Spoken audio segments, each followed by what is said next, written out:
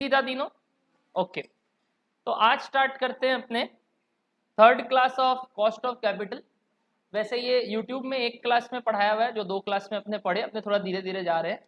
बाकी तो आज तीसरा क्लास है और वो सेम है सेकंड क्लास जो यूट्यूब पर डाला हुआ है वो।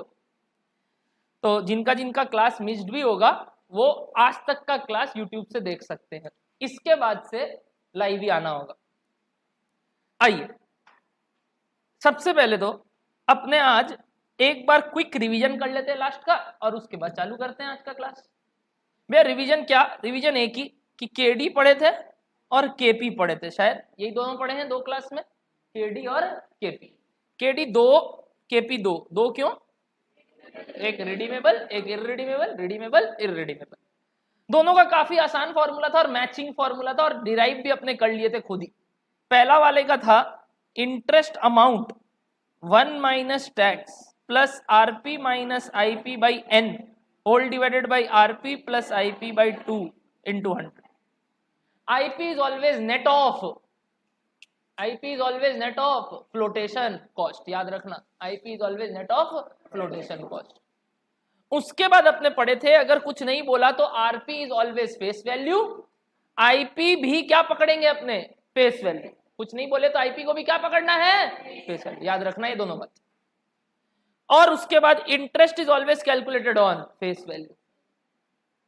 फिर इसका आया था इररिडीमेबल का formula which was a bit easier, interest amount 1 minus tax by IP into 100। KP में क्या गड़बड़ी हो जाता है कि टैक्स का बेनिफिट नहीं मिलता है, इसीलिए वहां 1 माइनस टैक्स हट जाएगा, बाकी सब चीज सेम रहेगा, इंटरेस्ट की जगह डिविडेंड अमाउंट आ जाएगा। क्या बोलो, डन हो रहा है यहां तक बात? इसके हिसाब से अपने 3-4 सम्स बनाए थे और काफी क्लास में एग्जांपल्स प्रैक्टिस किए थे। तो आज चलते हैं एकदम नए दुनिया में, जो कि अपने को दिखाया जाएगा केई के द्वारा, ठीक है? तो हेडिंग देंगे अपने, लास्ट हेडिंग नंबर बताएंगे मेरे को। 4 का ए बी कर लिए थे क्या, देखो तो 5 का ए बी हो गया था, तो 6 लिखेंगे, पॉइंट नंबर 6। आज तो क्लास में मजा ही अलग आएगा क्योंकि कुछ सीखेंगे शेयर्स के ऊपर। लिखिए 6 नंबर का हेडिंग रहेगा cost of equity, cost of equity. Ready everyone? This cost of equity is denoted by K, जैसे वो केडी वो केपी, तो ये K. This is the most important as well as मेरे को जो लगता है आपके लिए भी काम का है। जल्दी आइए, स्टार्ट ही किया हूं। और आ रहे हैं पंटर लोग? कहां से लेट क्यों हो जाता है? टैक्स का क्लास था क्या आज? कितना बजे खत्म हुआ? 140 तक पढ़ा दिए सर? 2.5 घंटा से ज्यादा? चलो आज हमको जोश आया तब। Okay, I can also teach 2.5 hours. हाँ हाँ, यहाँ पीछे लगा। Important part of the body है फोन, ऐसे थोड़ी छोड़ सकते हैं। कहीं ऑफ हो गया तो कैसे जिएंगे? 2 मिनट तब रुक जाते हैं क्योंकि फिर चालू होगा, और फिर वही मेरा तो पहला 10 मिनट काम का होता है। जितने बैठे नहीं रहते कुछ कर ही लेते हैं। एक एग्जाम्पल लिख लेते हैं, एक एग्जाम्पल लिखते हैं, केडी और केपी पे एक एग्जाम्पल लिखते हैं। तो वो लोग भी तो सोनी सर से ही आ रहा है।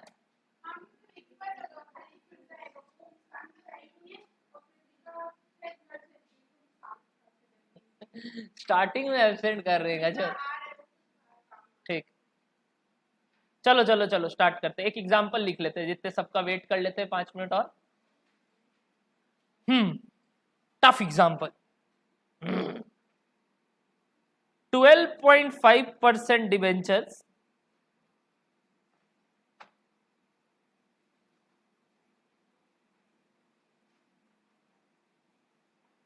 of rupees 1000 each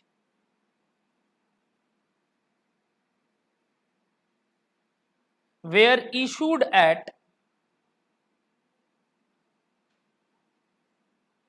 par and redeemed at a premium of 5% after 6 years. Flotation cost is equals to 2% of face value. कुछ नहीं बोलता तो भी face value. Tax rate 35%. Calculate KD. ये सब छुटर मुटर सवाल एकदम फटाफट बन जाना चाहिए, फटाफट ढांचे में डालिए, कैलकुलेटर में निकालिए।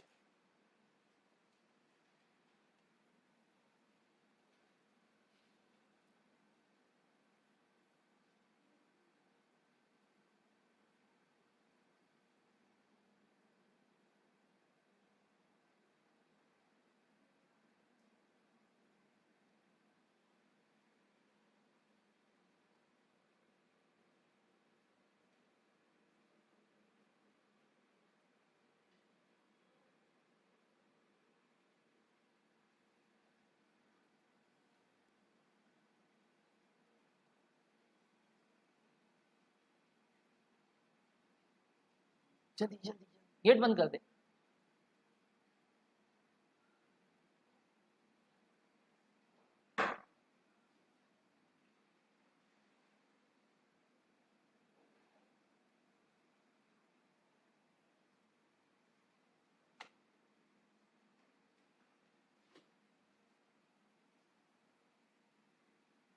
फंस जाओगे, फंस जाओगे, कुछ गड़बड़ कर दोगे।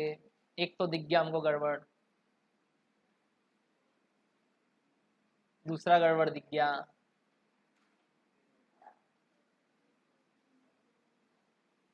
भैया गड़बड़, हम लोग क्या गड़बड़ करेंगे?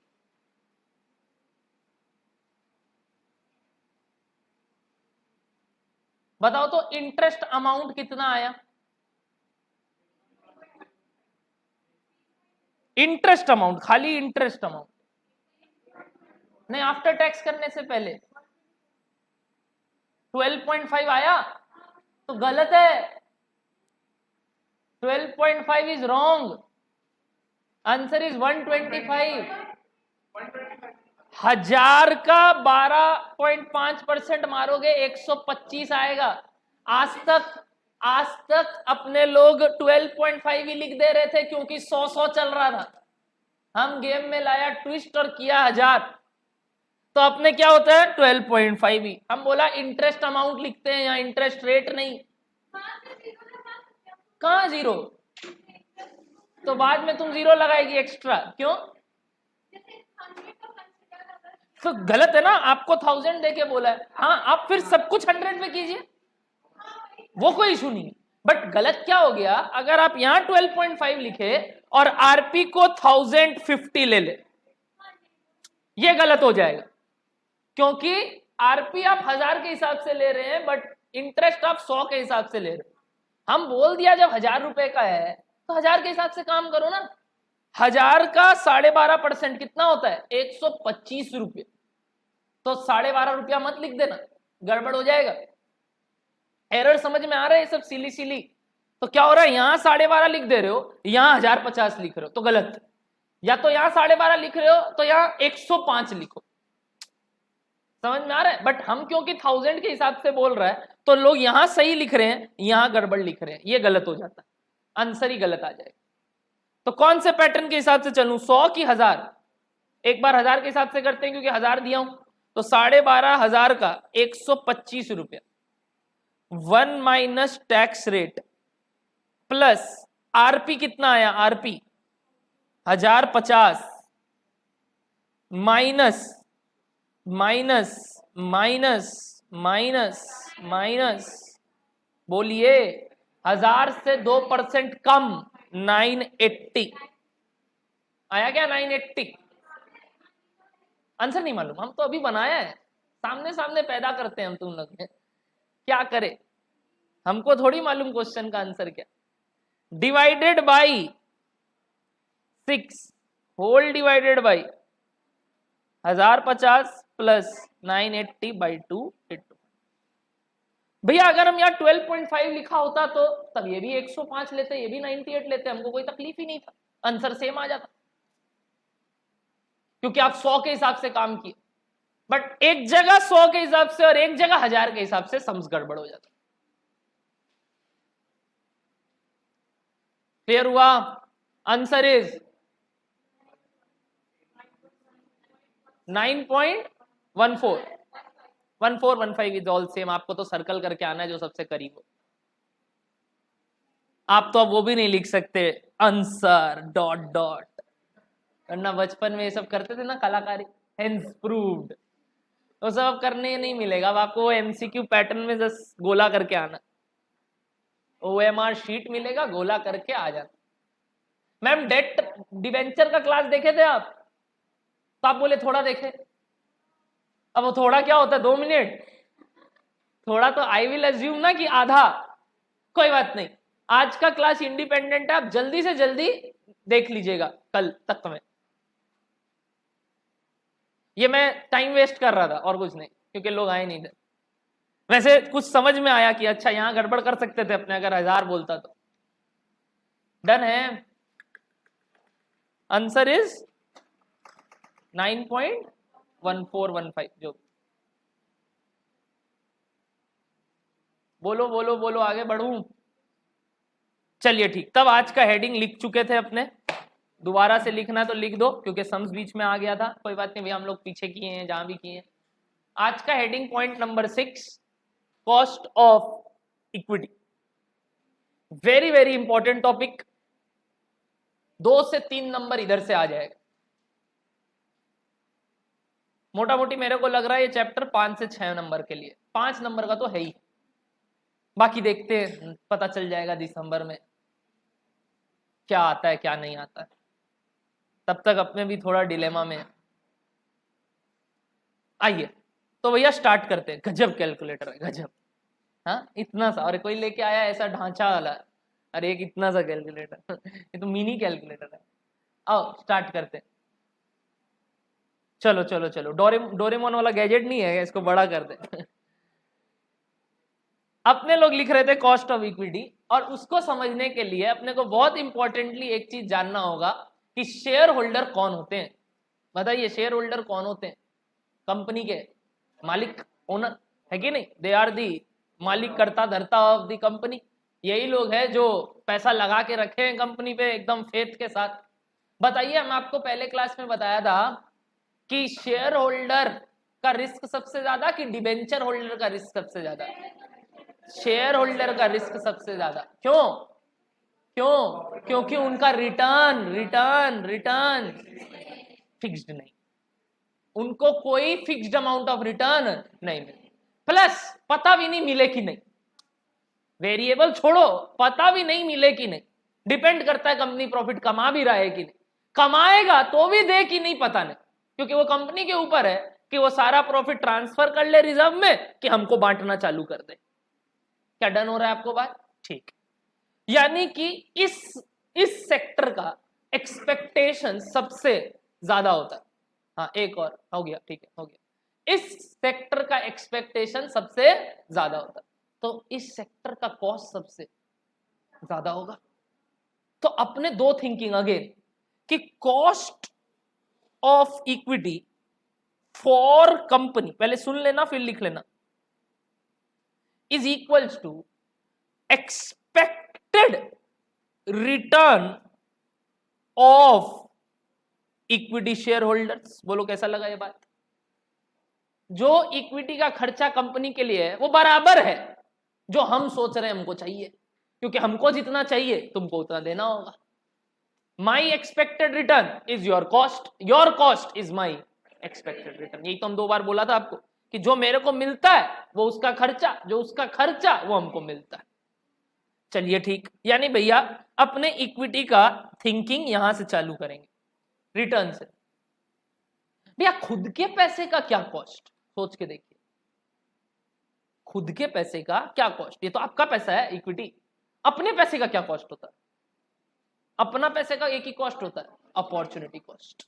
अपने पैसे का कोई प्रोक्योरमेंट का खर्चा नहीं लगा है, तो मेरा रुपया जो मेरे जेब में 100 रुपया पड़ा है, इसका क्या कॉस्ट है? इसका एक ही कॉस्ट है कि आज हम 100 रुपया जेब में रख रहे हैं तो हम 100 रुपये पे कुछ खो रहे हैं, तो I require that type of return. ठीक है भैया, एक्सपेक्टेड क्या है? शेयर होल्डर को क्या चाहिए बताओ आप, शेयर होल्डर को हर साल क्या चाहिए आप कंपनी से? Very good, they require a certain amount of dividend. और क्या चाहिए? सिर्फ डिविडेंड से खुश हो आप कि हर साल आपको कुछ और चाहिए? क्या चाहिए? हाँ, बोनस वोनस सब तो वो तो मिलता ही है, वो बात हो गया आपका कि नंबर ऑफ शेयर्स बढ़ना। आपको और एक क्या एक्सपेक्टेशंस है? वेरी गुड, आपको चाहिए कि 100 रुपए का चीज खरीदा हुआ 10,000 बन जाए। चाहिए कि नहीं? एकदम अनलिमिटेड रिटर्न चाहिए यार। 100 रुपया लगाए, कल उठे पता चला उस शेयर का दाम 10,000 हो गया, हार्ट अटैक आ जाएगा। किसी दिन ऐसा हो गया ना, हार्ट अटैक आ जाएगा खुद को। मजाक नहीं कर रहे हैं, खुशी के मारे ले नहीं पाओगे ये बात। मेरे सर के फ्रेंड थे, वो एमआरएफ का शेयर्स खरीदे थे, करीब करीब उस समय का बात है जब लिए थे 200-300 रुपया में। एकदम मतलब वो 10 ईयर आया एक टायर्स का एकदम जबरदस्त वाला, शेयर का दाम हो गया 14,000। 200-300 से 14,000। आप समझ रहे हो, अगर 200 का उनके पास शेयर था 1000, कितना हुआ? 2 लाख। 2 लाख रुपया इन्वेस्टेड, 14,000 इंटू 1000 कर सकते हो? आपका कैलकुलेटर क्या बताएगा? देखो कितना हो गया? 1 करोड़ 40 लाख। 1 करोड़ 40 लाख 2 लाख बन गया। He got immediately brain stroke. Immediately उनको ब्रेन स्ट्रोक हो गया। और ब्रेन स्ट्रोक से बचने का एक ही उपाय था, मालूम है आपको क्या होता है ब्रेन स्ट्रोक से बचने का उपाय? तुरंत ब्लीड हो जाना चाहिए आपका नाक से या कान से खून। अगर नहीं होगा ना, वो यहां जमा हो जाएगा और क्लॉथ होके आप मर जाएंगे। मतलब खुशी के मारे उनको ब्रेन स्ट्रोक आ गया कि यार मेरा 1 लाख रुपया 1 करोड़ बन गया रातों रात। तो ये सब चीज के कारण भी लोगों को शौक लगता है और शौक के कारण लोग मर जाते हैं। वो एक तो पिक्चर आया था ना जिसमें वो मालामाल वीकली, देखे नहीं थे क्या? मालामाल वीकली देखे थे? तो वो क्या खरीदता है, वो कोई टिकट खरीदता है और उसका लॉटरी लग जाता है, वो फोन करते करते मर जाता है। तो बस वैसा ही कुछ आप समझ लीजिए हुआ था उनके साथ। तो ये था आपको समझना इससे कि we want certain level of, बोलिए क्या? Growth. We want certain level of growth, कि मेरा शेयर प्राइस बढ़ते रहे। 100 रुपए का सामान खरीदा हुआ 200 पहुंच जाए, 400 पहुंच जाए, 800 पहुंच जाए, 1000 पहुंच जाए, जितना हो सके बढ़ते रहे और हम रखेंगे और बेच देंगे एक दिन और पैसा कमा के निकल जाएंगे। करेक्ट? तो we require certain level of dividend and certain level of, मैं वर्ड बोल रहा हूं आपको समझ में आया तो देखना क्या लिख रहा हूं, कैपिटल अप्रिसिएशन। कैपिटल अप्रिसिएशन, ये दोनों मेरे को चाहिए हर साल, तभी मजा आएगा। ये मेरा एक्सपेक्टेड रिटर्न है। क्या लगा के? बोलिए आज के दिन क्या लगा के? शेयर्स में पैसा। शेयर्स में पैसा क्या दाम पे लगाते हो? गलत। ये एक ऐसा चीज है जो मार्केट में बिकता है और मार्केट प्राइस पे बिकता है। आप ये नहीं बोल सकते 10 रुपए का शेयर था रिलायंस का, हम 10 में खरीदेंगे। पता है मार्केट में कितने का ट्रेड हो रहा है? 1360 रुपए। यानी 10 रुपए का चीज 1360 रुपए में बिक रहा। तो भैया इतना ज्यादा? हाँ, सिक्योरिटी प्रीमियम है, उससे क्या मतलब है? वो उसका शेयर्स है, रिलायंस है, मजाक थोड़ी है। मुकेश अंबानी है आज वो, बहुत मतलब भारी नाम है भाई, मजाक थोड़ी है आप लोगों। और किसका बेटा है मालूम है तो आपको? धीरू भाई अंबानी, द धीरू भाई अंबानी। मतलब ऐसा आदमी आज तक पैदा नहीं हुआ। Is the Einstein. Einstein type का दिमाग था उसके अंदर। पता है वो क्या डिग्री है उसके बाद? Anyone knows? He is 10th fail. He is 10th fail and right now his biography on तो इसके बारे में बोल रहे हैं, Dhiru bhai Ambani is banned in India. उसका बायोग्राफी इंडिया में बिकता नहीं है। The book name is polyester prince. उसका बुक क्यों बैंड है आपको मालूम है? क्योंकि उसमें खाली इंडियन गवर्नमेंट का मॉकरी किया गया, मजाक उड़ाया गया। क्योंकि धीरू भाई अंबानी एक ही काम किया। आज तक आप इनकम टैक्स एक्ट चालू कर दिए 19 61, थोड़ा सा आइडिया होगा। 1961 से लेके आज क्या तारीख चल रहा है, 2000 साल क्या चल रहा है, 19। जितने अमेंडमेंट्स आए हैं 52% of the amendment is just because of one person, Dhiru bhai Ambani. वो आदमी एक ही काम करता था, एक्ट पढ़ता था, मीनिंग निकालता था, लूप होल्स ढूंढता था और गेम खेल के चले जाता था। गवर्नमेंट लोग को गजब बेवकूफ बनाता था कि आपके अकाउंट लिखा हुआ है, हम तो बस पढ़ा, इंटरप्रिटेट किया और अप्लाई कर दिया। उसका वो खोज खोज के कारण हर साल इनकम टैक्स एक्ट में अमेंडमेंट होता था कि यार वो आदमी पकड़ लिया ये गलती, अब इसको ठीक करो, नहीं तो दूसरा लोग भी अप्लाई कर लेगा। और वो इंटरव्यू में खाली एक बात बोलता था, आई एम मैट्रिक फेल। हम क्या करें, मैट्रिक पास नहीं है वो, बट आपका जो इंग्लिश लिखा हुआ था हम रीड किया, इंटरप्रिटेट किया और उसको अप्लाई कर दिया अपने कंपनी में।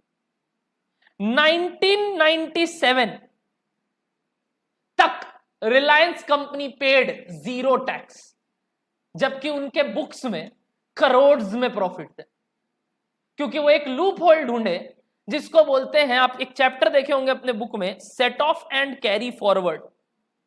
आप टैक्स का बुक अगर आपको मिला है, तो खोजते होंगे, थोड़ा कंटेंट वेंटेंट देखे होंगे, तो एक चैप्टर का नाम है set of and carry forward, जो बोलता है अगर आपका प्रीवियस ईयर्स में कोई लॉस हुआ है तो आप इस साल एडजस्ट कर सकते हो, बट वो लॉस मैक्सिमम 8 साल तक एडजस्ट कर सकते हो, उसके बाद वो नलीफाई हो जाएगा।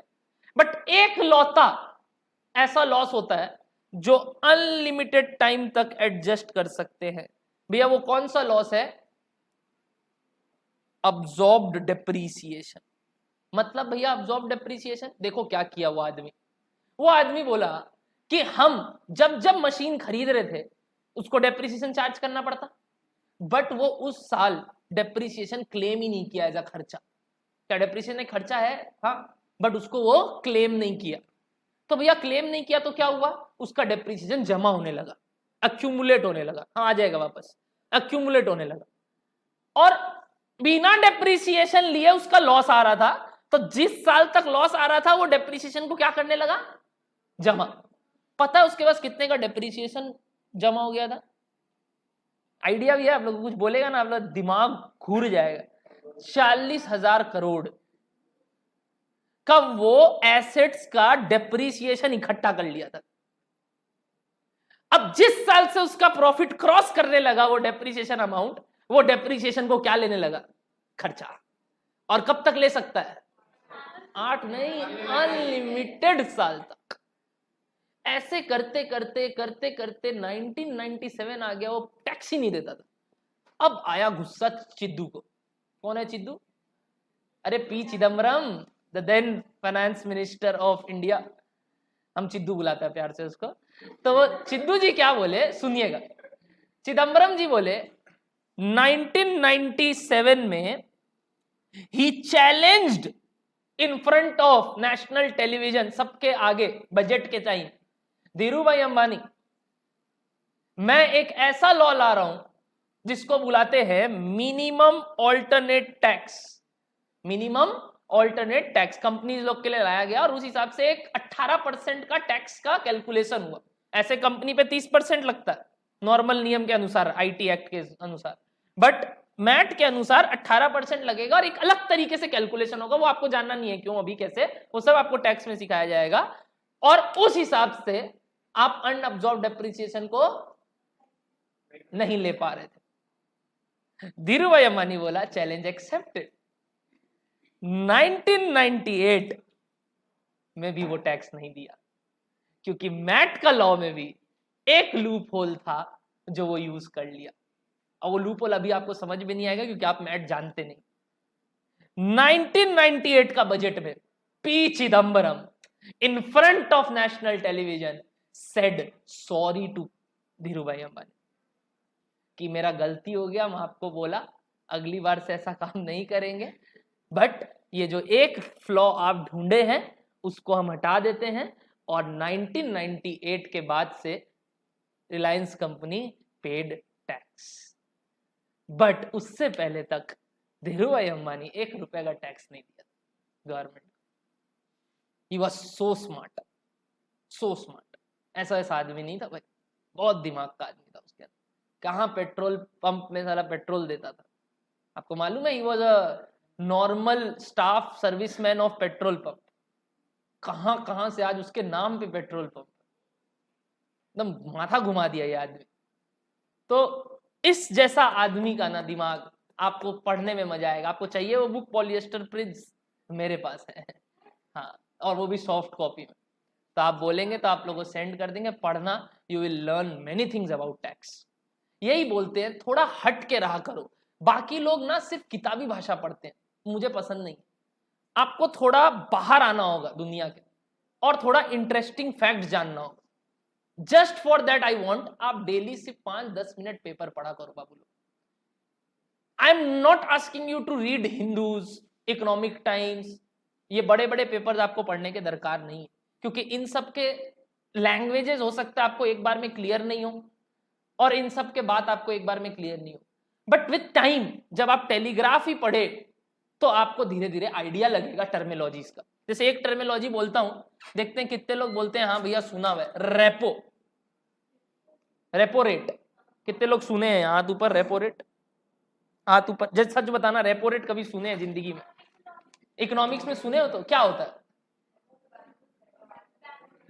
कोई रेट होता है? एनीवन जो हमको बता दे रेपो का फुल फॉर्म। मीनिंग नहीं चाहिए, फुल फॉर्म चाहिए। रेपो सुना हुआ था बट कभी माथा ही नहीं लगा ये रेपो का मतलब क्या होता है। अच्छा, जानते हो आप इसका मीनिंग क्या? मीनिंग है मालूम? वो जब आरबीआई कमर्शियल बैंक को लोन देता है तो उसके बदले जो ब्याज चार्ज करता है उसको रेपो रेट बुलाता है। What is the full form of repo? Repo का फुल फॉर्म, रेपो तो रेपो ही है। The repo full form is repurchase option. Why the name repurchase option भैया? आओ बता रहे हैं, एक सेकेंड सुनना तब दिमाग खुलेगा थोड़ा। इकोनॉमिक्स में पढ़ा हुआ था ना बचपन में रेपो। देखो यहां ध्यान देना, commercial banks, RBI, commercial banks RBI से कैश उठाता है लोन के तौर पे। बट आरबीआई क्या ऐसे ही लोन दे देगा? क्या करेगा? इंटरेस्ट चार्ज करेगा, बट साथ में साथ ये अपना बेटा है तो क्या हुआ, हमको चाहिए सिक्योरिटी। तो इसके पास जो कोलैटरल सिक्योरिटीज होते हैं ना, वो इधर गिरवी रखता है, कोलैटरल सिक्योरिटीज को गिरवी रखता है। अब जैसे ही उसके पास रुपया आ जाता है, भैया रेपो कितने दिन के लिए होता है? 1 दिन का लोन लेता है वो लोग, या 7 दिन या 14 दिन, उससे ज्यादा का रेपो नहीं होता। रेपो 1 दिन का रेट होता है, मतलब 1 दिन के लिए ब्याज इंटरेस्ट लोन ले सकते हो, या 7 दिन या 14 दिन, बस इतना ही टाइम पीरियड होता है। हर 14 दिन के बाद आपको रीपे तो करना ही होगा चाहे कैसे भी। तो भैया 1 दिन का लोन लिए, 1 दिन बाद क्या करोगे बताओ? सपोज इनको कैश वापस देंगे प्लस क्या देंगे? रेपो। रेपो मतलब उस 1 दिन का ब्याज। अभी 6% चल रहा है तो 6% का ब्याज दे देंगे भैया। 1 दिन का 6% नहीं, वो इंटू 1/365 हो जाएगा, बट ये पर एनम रेट है, उस हिसाब से 1-1 दिन का ब्याज लगता है।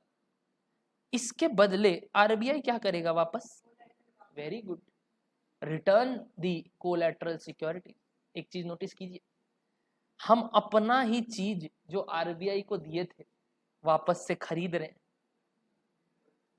हम अपना ही चीज जो आरबीआई को दिए थे वापस से खरीद रहे हैं। Hence the name repurchase option. तुम्हारे पास ऑप्शन है अपना चीज वापस लेने का, हमको ब्याज के साथ मेरा पैसा लौटा दे। Hence the name repurchase option and reverse repo, जब उल्टा काम होता है, जब यहां आरबीआई आ जाए और यहां सीबी आ जाए। थोड़ा सा ना फैक्ट्स एंड फिगर्स में जाया करो। सिर्फ बुकिश लैंग्वेज पढ़ाने का मेरा मकसद भी नहीं रहेगा, ना आप लोग कभी पढ़ना। थोड़ा आउट ऑफ द बॉक्स पढ़ेंगे, अपने कुछ जानते रहेंगे, नॉलेज, ताकि वही जब इंटरव्यू पे जाए या जब भी कहीं बैठे तो यार 10 आदमी के आगे हम लोग भी बोलने लायक हो कि यार हमको भी ज्ञान है, ज्यादा मत बता। यही तो अपने पीछे हो जाते हैं, अपने सोचते हैं बस भैया लॉ पढ़ना है, काम खत्म। आपको मालूम है ना, लॉ लड़ने के लिए सब चीज पता ना जाए, कहीं जाए आप और कोई पूछ ले रेपो का फुल फॉर्म, आप नहीं बता पाओ तो क्या बोलेगा? सीएस कर रहा है, सीए कर रहा है। आपका गलती नहीं है बाबू, आपका गलती एक ही है, आप कभी पूछे नहीं जो पढ़ाते थे, और उनका गलती है वो बताए नहीं जो पढ़ाते थे। बट उनका कम गलती है, आपका बेसी गलती है, क्योंकि उनको इंटरेस्ट नहीं आएगा आपको बताने में जब तक आप सामने से इंटरेस्ट नहीं दिखाएंगे। भैया बताइए ना क्यों। जैसे आज हम सम्स करा रहे हैं, हमको 1 सेकेंड लगता पता है कॉस्ट ऑफ इक्विटी का यहां फॉर्मूला लिखने में भी, बट हम आपको इतना स्टोरी क्यों सुना रहे हैं, ताकि आपके दिमाग में एक एक बात बैठे कि यार ये डिराइव कैसे हुआ था। जिंदगी में कभी भूल नहीं पाओगे केई कैसे निकला था। बट अगर अभी लिखना हो तो हम फॉर्मूला लिख दे, 1 सेकेंड का formula. But let us go through ये डिराइव कहां से हुआ, क्या सोच था उस आदमी का जो केई ऐसे निकाला। उस आदमी का नाम था मायरन गॉर्डन, जो केई का फॉर्मूला डिराइव किया था। अब ये सब बात आपको और कोई नहीं बता पाएगा, ये सब मेरा पढ़ा हुआ अलग से, इसलिए मैं बता पाता हूं क्योंकि I am very much interested about facts and figures. जब तक मेरे को डेरिवेशन नहीं पता चलता था मैं आगे नहीं बढ़ता था। तो इस वजह से I can teach you each and everything more precisely, और जितना काम का होगा उतना बताऊं। बट आपको क्लियर हो रहा है काफी चीज है दुनिया में जिससे हम लोग पता भी नहीं, हम लोग जो चीज हम लोग जानते थे बट नाम नहीं मालूम। धीरे धीरे एक्नॉलेज किया करो, पेपर रीड किया करो। पेपर के आजकल तो मोबाइल ऐप्स है, डाउनलोड करो, एक 5 हेडिंग शुरू का पढ़ो, जो इंटरेस्टिंग लगे एक अंदर का बात पढ़ लेना, हो जाएगा। गारंटी देता हूं कभी कभी समझ में आ जाए। नहीं आता है तो गूगल करो, मेरे से पूछो भैया ये क्या न्यूज आया बताएंगे थोड़ा, इसका क्या इफेक्ट आएगा अपने इकोनॉमी में, थोड़ा सा पता करो और आउट ऑफ द बॉक्स जाओ। बुकिश लैंग्वेज के अलावा every day 10 to 15 minutes give time to additional resources. Additional may be any novel, कोई पढ़ता है books, novels vowels, anyone over here पढ़ते हैं आप? बहुत बढ़िया। हम ये नहीं बोल रहे हैं कि कुछ काम का ही पढ़ो, आउट ऑफ द बॉक्स। बेहतर मेरा, जैसे मेरे लिए नॉवेल्स इंपॉर्टेंट होते हैं माइथोलॉजी, मेरा अगर कोई और साइड ऑप्शन था तो I can choose mythology. Mythology समझते हैं? अरे वही प्रभु, मतलब विश्वास नहीं करता हूं मैं भगवान पे, but I believe in mythological terms and facts and figures. Again तो मैथ्स है उसमें भी, अब मालूम भगवान भी मैथ्स के हिसाब से चलते हैं। बहुत बड़ा कैलकुलेशन है भगवान का, इतना आसान नहीं है। एक एग्जांपल छोटा सा दूं, शादी जब होता है कितने चक्र लगाते हैं अपने अग्नि के? 7 चक्र। पता है क्यों? क्यों नहीं, 7 क्यों? मैं बताऊं, ध्यान से सुनना। एक सर्कल का कितना एंगल होता है पूरा एक सर्कल का? 360। 360 एंगल 1 से लेके 9 तक में सिर्फ 7 से डिवाइड नहीं होता। 360 is divisible by 1, 2, 3, 4, 5, 6, 8, 9. But it is the 7 is the only number which does not divide 360. And hence एक चक्र 7 बार मारा जाता है ताकि वो बंधन कभी टूटे नहीं। इतना बड़ा मैथ्स इन्वॉल्व है उस समय का वेदाज लोग। इतना बड़ा मैथ्स इन्वॉल्व है शादी का चक्र से लेके, तो आप क्या जानते हैं? आपको हम बता रहा, कुछ नहीं। सोचे ही नहीं कभी भैया, अरे 7 चक्र क्यों, 7 वचन क्यों, वाई 7, इसमें क्या लॉजिक होगा? Everything has a logic, everything. ऐसा हो ही नहीं सकता भगवान कुछ बनाया है और उसमें कोई तुक नहीं। तुक तो है, तुक तो है, आपको खोजना। Facts and figures are there. तो थोड़ा सा ना माइंड खोलेंगे अपने, डेली ऐसी बात करेंगे ताकि आपका और रिफ्रेशमेंट भी होते रहे, प्लस आप जाने कुछ अलग से। ठीक है, सीखते रहेंगे। काफी पिटा रहा है मेरे पास, हम देता रहेगा आप लोग को। आगे बढ़ते हैं, आज कॉस्ट ऑफ इक्विटी कंप्लीट करते हैं। चलिए लिखना चालू कीजिए। पहले तो क्या लिख रहे थे भैया? Cost of equity for company is equals to, क्या लिखे थे? Cost of company for cost of equity of for company is equals to expected return of equity share holders, which is equals to dividend plus capital appreciation by current market value into 100.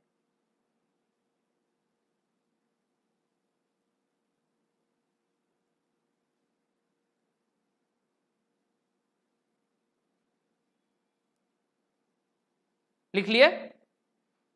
Everyone done?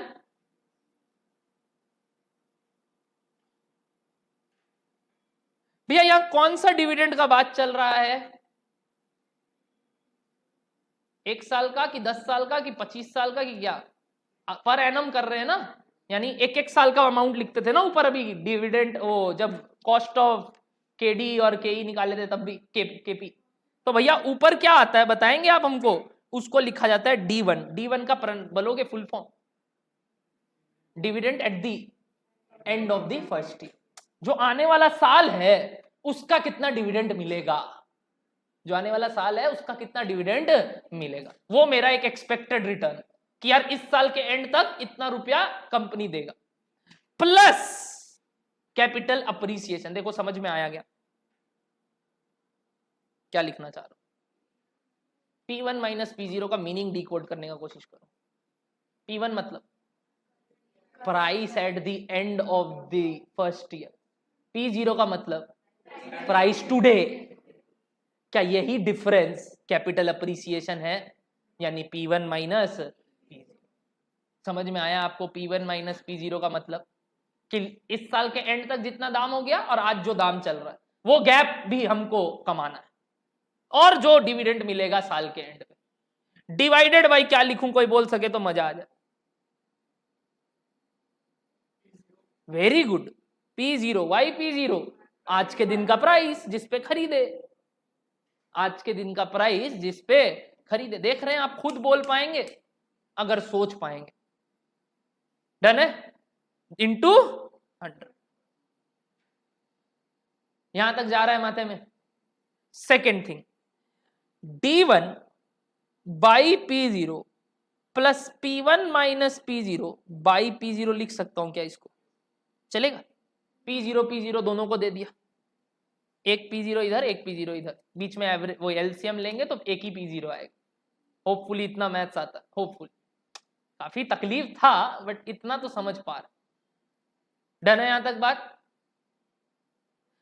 This is return due to क्या? Dividend. And this is return due to capital appreciation. इस part को denote किया जाता है जी से। जी मतलब growth, जी मतलब growth. और आपको एग्जाम हॉल में जी दे देगा, यानी आपको ये ग्रोथ का वैल्यू दे देगा। D1 दे देगा, P0 दे देगा। क्या KE निकाल लोगे?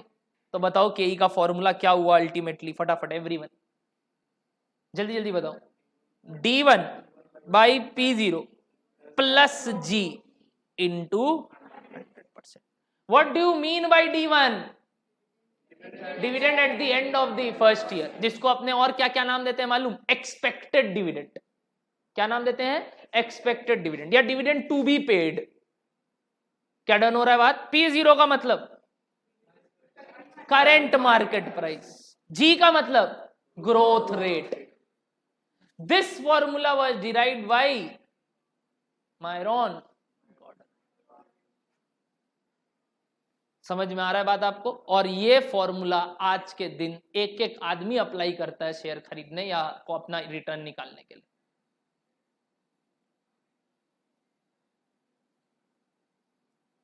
डन है आपको बात? लिखिए, हेयर D1 डिनोट्स क्या? नामकरण बता रहा था। Here D1 denotes dividend at the end of the first year, या फिर दूसरा नाम एक्सपेक्टेड डिविडेंड, या फिर डिविडेंड टू बी पेड। तीनों बात लिखेंगे। D1 denotes dividend at the end of the first year. D1 denotes dividend at the end of the first year, expected dividend या फिर dividend to be paid. P0 denotes current market price. G denotes growth rate.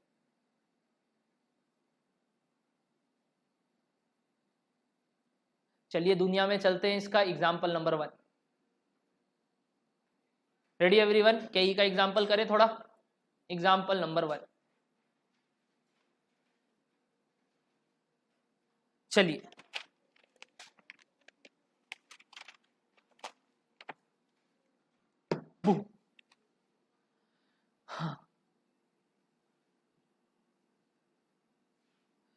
P0 is equals to 350. P0 is equals to 350.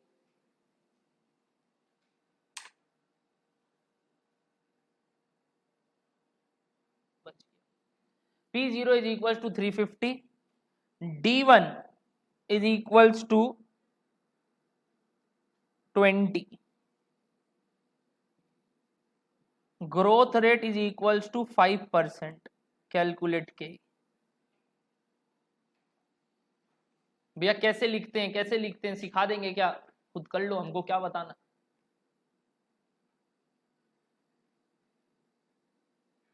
Formula 20/350 plus क्या लिखूं? 5%। 5% को मैं लिखूं 0.05, चलेगा? थोड़ा बहुत ये सब समझ में आता है तो 5% 0.05 होता, 0.5 मत लिख देना। इंटू 100% कितना आया बताइए? 20/350 प्लस 0.05 इंटू 100 बताएंगे?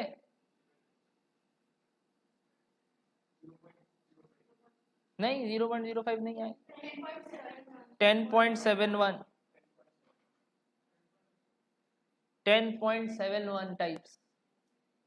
अब ये कैलकुलेशन नहीं कर पा रहे हो तो हम बता दे, आपका हेल्प कर सकता है एक ही आदमी, भूतनाथ। चले जाना आज नीमतल्ला के बगल में ही है भूतनाथ एकदम। मन करे तो वहां लेट जाना, नहीं तो वहां पाँव छू लेना। दो में से एक काम कर लेना।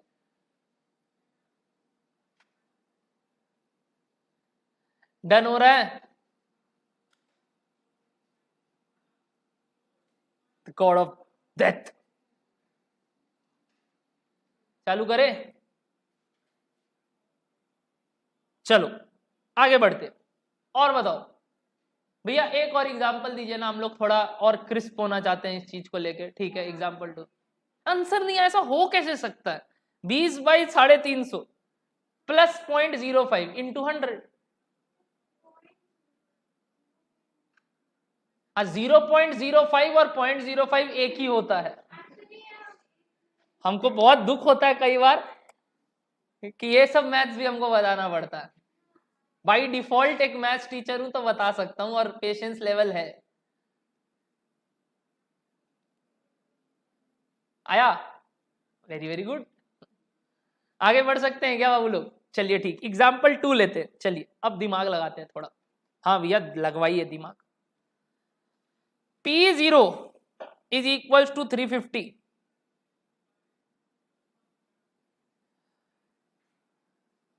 Current dividend slash last year dividend slash dividend paid is equals to 2 rupees।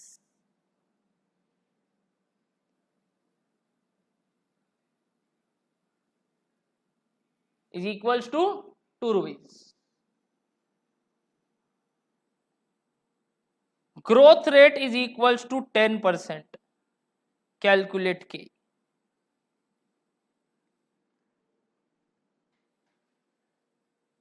Boom boom boom boom.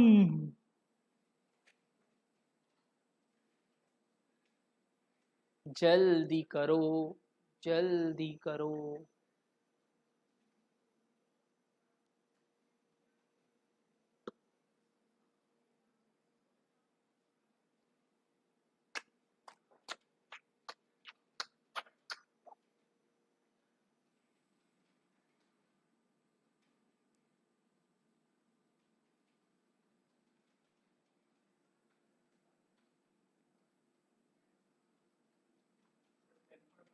देखते 10.57।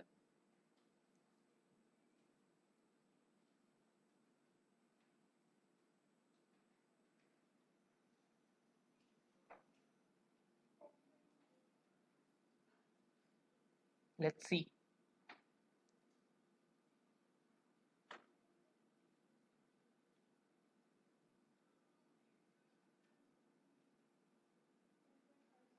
$10.57 कैसे किया बता दो?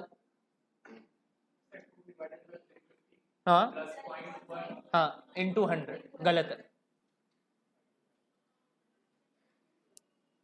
गड़बड़ है। नोटिस कीजिए क्या गड़बड़, नोटिस कीजिए इनका क्या गड़बड़ हुआ। 10.57 में एक मिस्टेक, सिर्फ एक मिस्टेक।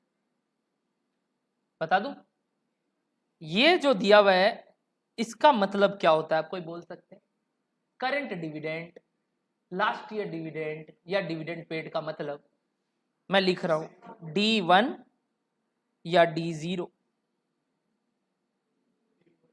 सोचिए D1 की D0। D1 का मतलब आने वाले साल का डिविडेंड या एक्सपेक्टेड डिविडेंड या डिविडेंड टू बी पेड। क्या मैं आपको वो दिया कि मैं आपको इस साल का डिविडेंड दिया, जिसको किससे डिनोट करना चाहिए था? D0 से। तो मैंने आपको सम्स में D1 की जगह D0 दिया। पहले बोलो ये समझ में आया कि इस सम्स में D1 दिया हुआ ही नहीं था, इस सम्स में D0 ₹2 दिया हुआ था।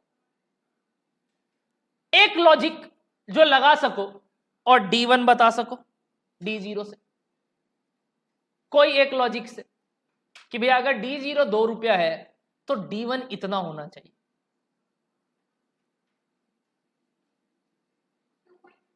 क्यों? Y 2.2। Very good. अगर ग्रोथ 10% का है तो अगले साल डिविडेंड भी 10% ज्यादा मिलेगा, अगले साल डिविडेंड भी 10% ज्यादा मिलेगा। अब रटो बंद और फॉर्मूला बताओ क्या हो गया। मैं बोलूं D1 is equal to D0 1 + G, यही तो किया आप, इसमें ग्रोथ रेट से बढ़ा दिया, करेक्ट? तो यानी अगर ₹2 था तो आप उसको 1.1 से इंटू कर दिया क्योंकि 10% का ग्रोथ था। कितना हो गया आंसर? 2.2। किसका? D1 का। क्या D1 समझ में आया कैसे आया एवरीवन? D1 समझ में आया? अगर D0 दिया हुआ रहेगा तो D1 निकालने का तरीका है इंटू 1 + G, क्योंकि अगले साल का डिविडेंड भी ग्रोथ खाएगा। भैया ये तो आप सिखाए नहीं, उससे पहले समझ दे देते हैं, तो ये आपको दिमाग खोलना होगा थोड़ा बहुत। पहले गलती करते हैं तब सीखते हैं तो ज्यादा अच्छा है, सीधा हम बता देता तो याद ही नहीं रहता। बोलो D1 समझ में आया 2.2, अब करेक्ट आंसर बता दो। 10.6 जो भी आया।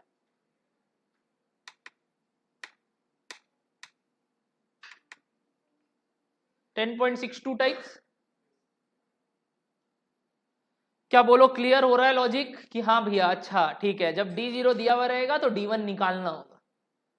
तो अपने को सम्स में ध्यान रखना क्या दिया हुआ है क्या नहीं दिया। इफ D1 इज गिवन तब तो ठीक डायरेक्ट बैठा देंगे, D0 दिया है तो D1 पहले निकालेंगे फिर फॉर्मूला में बैठाएंगे। धीरे धीरे जा रहा है इजी इजी स्टफ, अभी थोड़ा लाइट चल रहा है क्लास, अब थोड़ा हैवी करेंगे धीरे धीरे।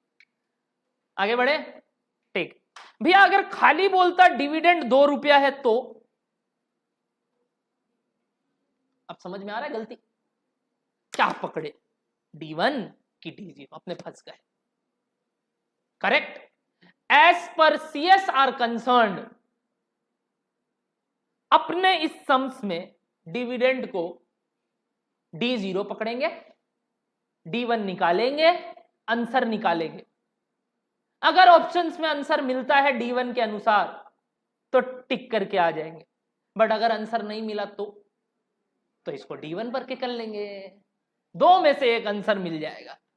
भैया दोनों ही हो, ऐसा नहीं देगा, ऐसा नहीं देगा कि आप या गेम खेल रहे हैं एक तो अजम्पशन पे बेस्ड और उसमें भी दोनों अजम्पशन का आंसर, वैसा गेम नहीं खेलेगा। तो भैया सीए लोग क्या करते? सीए लोग अपना अजम्पशन लिख देते, सीएमए लोग अपना अजम्पशन लिख देते, बट आप लिख ही नहीं पाएंगे क्योंकि वो देख ही नहीं रहा है आप क्या लिख रहे हैं। वो कंप्यूटर है जो चेक कर रहा है आपका OMR। तो आपके OMR शीट में दो में से एक ही ऑप्शन रहेगा, या तो D1 वाला या तो D0 वाला। पहला ट्राई करेंगे D1 से निकालने का, क्योंकि जनरली अजम्पशन इज कि जो डेटा दिया हुआ है वो पिछले साल का, जब तक नहीं बोले कि ये एक्सपेक्टेड है। तो if nothing is mention about the dividend we will assume as we will assume as D0, we will calculate D1 and then calculate K. Answer मिल गया तो ठीक, नहीं मिला तो D0 की जगह D1 अज्यूम करके सम्स को रीडू कर देंगे। 1 मिनट लगेगा पूरा करने में। क्या डन हो रहा है बात आपको? लिखिए, what if it is given dividend is equal to 2 rupees. What if it is given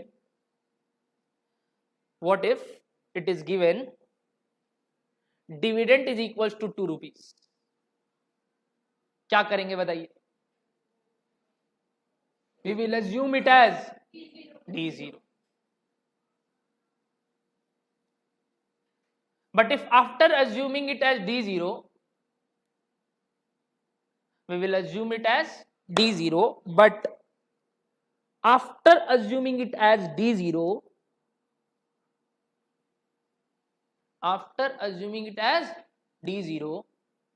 options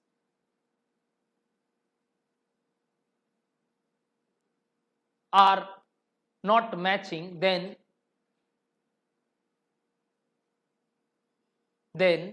क्या करोगे? Reassume it as D1. Options are not matching, then reassume it as D1. दो में से एक तो मिल ही जाएगा, गड़बड़ नहीं करेगा इतना। बट जहां तक चांस है ऐसा मिस्टेक ही नहीं करेगा वो लोग, आपको बता देगा डिविडेंड पेड है कि डिविडेंड टू बी पेड है। डन है? ये हम एकदम मतलब वो बोलता है ना, लास्ट रिसोर्ट होता है कि जब गड़बड़ कर दे तो कैसे हथियार ढूंढे बचने का। डन हो रहा है आपको बात? आगे बढ़ सकते हैं। अब थोड़ा ट्रिकी एग्जांपल्स करें। चलिए स्टार्ट करते हैं। नेक्स्ट एग्जांपल नंबर जो भी है 3।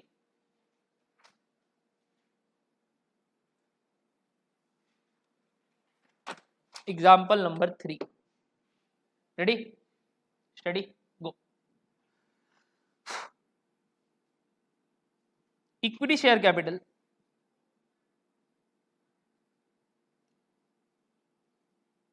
₹10 each is equals to 10 lakhs. Equity share capital ₹10 each is equals to 10 lakhs. Expected dividend rate is equals to 20%.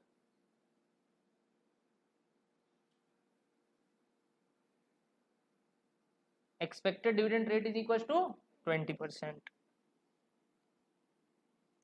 Current market value is equals to ₹50 lakhs. Current market value is equals to ₹50 lakhs.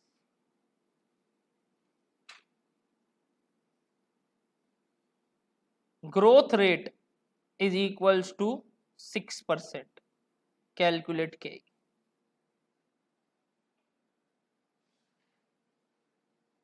चलो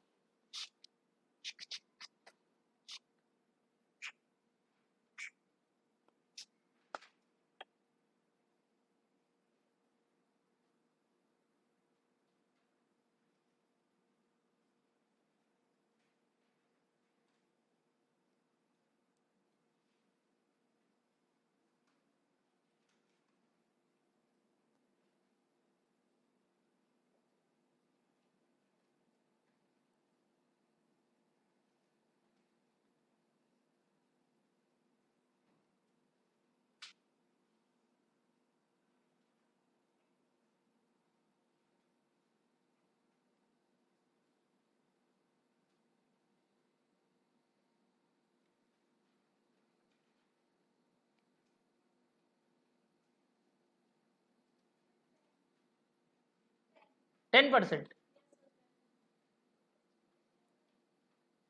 हाँ ठीक है, 10% is the correct answer.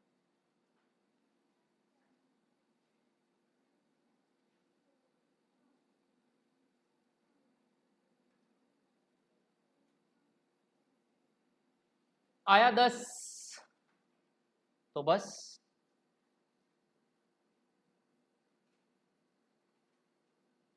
थोड़ा तो मेहनत करो।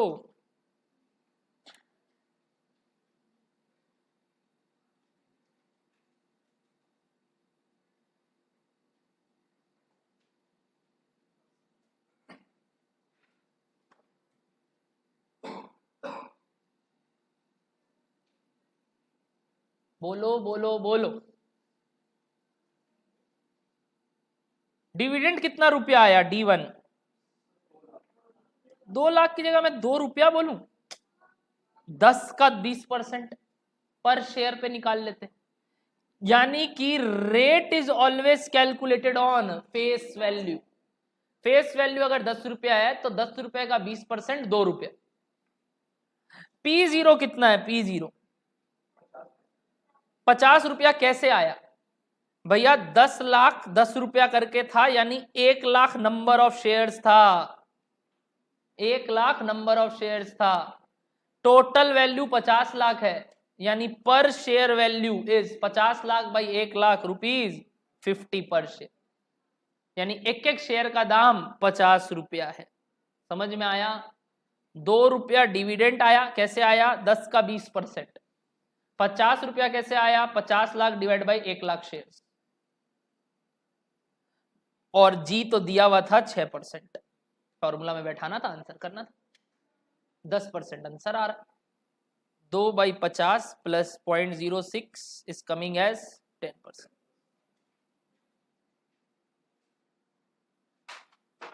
Done हो रहा है क्या? यानी एक सेंस में हम डायरेक्टली D1 नहीं देके आपको बोला मेहनत करो D1 निकालने का यूजिंग डिविडेंड रेट। एक एक ऐसे ऐसे अपग्रेड करेंगे अपने सवाल को। ठीक है, चलिए नेक्स्ट सवाल। एग्जाम्पल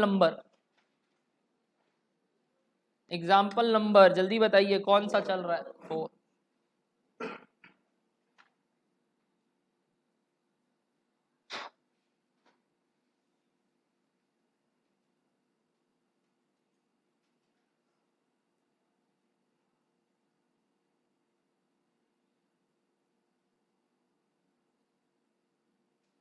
क्या लिखे हैं? Expected AFESH is equals to 2 lakhs। What do you mean by AFESH? Earnings available for equity share holders. Income statement में याद है ना कहां आता है? Expected AFESH 2 lakh. Equity share capital ₹10 each is equals to ₹40,000 is equals to ₹40,000 या 4 लाख कर लो, छोड़ो 4 lakh is equals to ₹4 lakh. ठीक है।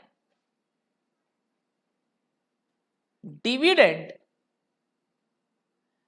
पे आउट रेशियो कभी सुने ये सब? Dividend pay out ratio, very good. पे आउट का मतलब, पे आउट मतलब निकाल के दे देना। पे आउट, डिविडेंड को पे आउट करते हैं। कहां से डिविडेंड देते हो? आफेस से। यानी जब पे आउट रेशियो दिया हुआ हो, जैसे कि मैं दे रहा हूं 40%, तो ये 10 रुपया का मारोगे कि आफेश का मारोगे? आफेश का, ध्यान रखना। यानी जब जब पे आउट रेशियो दिया हुआ हो तो आफेश से कैलकुलेशन करते हैं, जब जब डिविडेंड रेट दिया हुआ हो तब तब फेस वैल्यू पे काम करते हैं। अच्छा, आफेश बोलूं या ईपीएस बोलूं, बात एक ही है क्या? आफेश बोलूं ईपीएस बोलूं, बात एक ही है क्या? आफेश का मतलब सारा टोटल, ईपीएस का मतलब एक का कितना, यानी आफेश बाई नंबर ऑफ शेयर्स ही तो ईपीएस था। तो मैं बोल दूं 40% ऑफ ईपीएस इज डीपीएस। सोच के देखिए, ईपीएस का 40% ही डिविडेंड है। आप बोल रहे हैं आफेश का 40% डिविडेंड है। हाँ, आप जो बोल रहे हैं सही है, वो टोटल डिविडेंड है। मैं पर डिविडेंड, पर शेयर डिविडेंड का बात कर रहा हूं। तो मैं क्या कर दूं? ईपीएस का 40% मार दूं। या आप एक काम कर सकते हैं, आफेस का 40% मारे, टोटल डिविडेंड निकाले, फिर divided by number of shares. तो हम बोला उस चीज को पहले ही करके ईपीएस निकाल लो, और ईपीएस का क्या मार दो 40%, क्या निकल जाएगा डीपीएस, क्या निकल जाएगा डीपीएस। क्या बोलो, समझ में आया आपको बात? चलिए पहले डीपीएस निकालते हैं, बट कंप्लीट कर लेता हूं क्वेश्चन, ठीक है। P0 is equals to ₹40, growth rate is equals to 3%। P0 is equals to 40, growth rate is equals to 4%, 3%, sorry. चलिए काम करते हैं, फटाफट बताइए क्या लिखूं मैं सबसे पहले। ईपीएस निकाल लेते हैं। अच्छा, ये एक्सपेक्टेड दिया हुआ है क्या? तो अगर एक्सपेक्टेड दिया हुआ है तो ईपीएस 0 निकलेगा कि ईपीएस 1 निकलेगा? ईपीएस 1, क्योंकि आप अगले साल का ही एक्सपेक्टेशन बताएं। अगर हम कुछ नहीं बोलता यहां तो प्लीज थोड़ा बात सुनो, अगर हम कुछ नहीं बोलता यहां तो क्या होता? अजम्पशन, 0 पकड़े कि 1 पकड़े, ध्यान से सुनना, 0 पकड़े कि 1 पकड़े। अगर यहां नहीं दिया हुआ होता तो हम 0 पकड़ता, ईपीएस 0 से क्या निकलता फिर D0, D0 पे फिर क्या मारता ग्रोथ, और क्या निकालता D। बट इस सम्स में हम क्या दे दिया एक्सपेक्टेड, तो सीधा ही क्या निकलेगा ईपीएस 1, इस पे रेट मार के क्या निकल जाएगा D1। डन है? फटाफट बताइए ईपीएस 1 कितना आया? EPS 1 2 lakh divided by number of shares, कितना नंबर ऑफ शेयर्स है? 40,000, दिख रहा है 40,000, 4 lakh by 10, 40,000 number of shares आया, यानी ₹5। EPS 1 is ₹5। एवरीवन ईपीएस आया क्या? तो D1 कैसे निकलेगा बताओगे? D1 मैं बोलूं EPS 1 into dividend pay out ratio, correct. 5 रुपए का 40%, ₹2।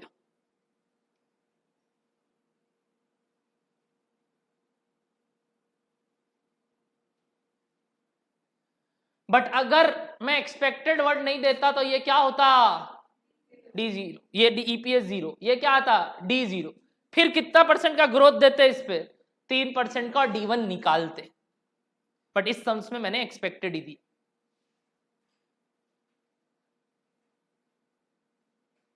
क्या D1 आ गया निकालना? तो बताइए क्या हो गया आंसर के का? ₹2 by ₹40 plus 0.03।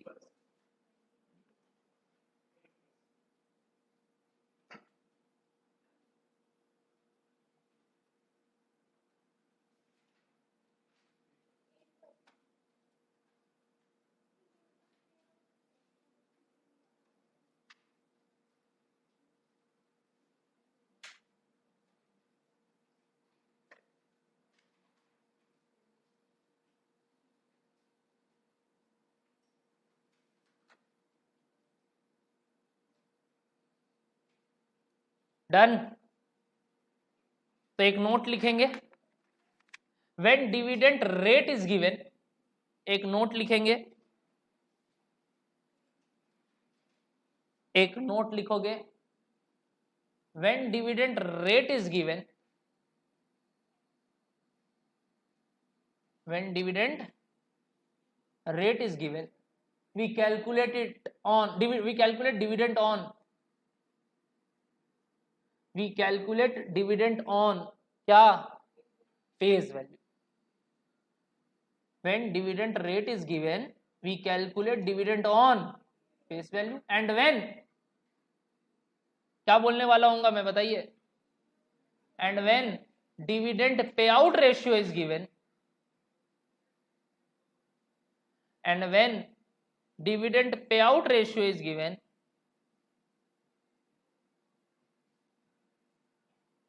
we calculate dividend on, we calculate dividend on EPS, we calculate dividend on EPS। बोलो माथा में गया क्या बात? आसान था ये सब स्ट्रक्चर। बस अब एक बात रह गया कि ये जी कैसे निकलता है। इतना देर से आप जी दे रहे, बट ये जी निकलता कैसे है थोड़ा बताएंगे क्या आप हम लोग को? बताऊंगा बट अगले एग्जाम्पल के बाद। कॉन्ग्रेचुलेशन, आप 1 घंटा 10 मिनट से पढ़ रहे हैं, ठीक है ना। चलिए आगे बढ़ते हैं, एक सम सॉल्व लिखो, उसके बाद 2 मिनट का ब्रेक लेंगे। एग्जाम्पल 5, फिर जी निकालना सीखेंगे। Example 5,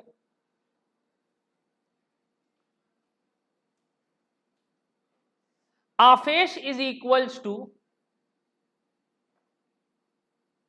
5 lakhs. AFESH is equals to 5 lakhs. Number of equity shares is equals to, number of equity shares is equals to 50,000. Number of equity shares is equals to 50,000. P0 is equals to 150. P0 is equals to 150. Growth rate is equals to 7%. Growth rate is equals to 7%. Retention ratio is equals to, क्या क्या क्या बोला ये, retention ratio is equals to 40%. Calculate के, भैया ये क्या होता है? अब वो आप समझेंगे, हमको बताना मत, खुद से कर लो। देखते हैं कितना लोग करेक्ट निकालता।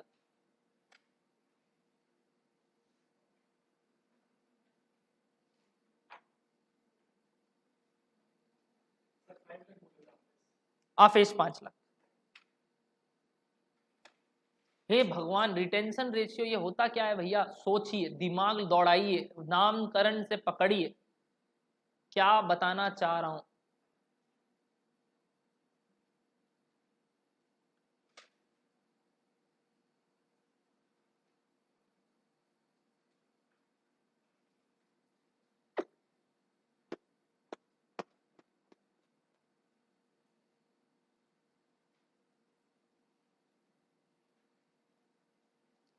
चलिए कंप्यूटर जी, फिर ब्रेक लेंगे।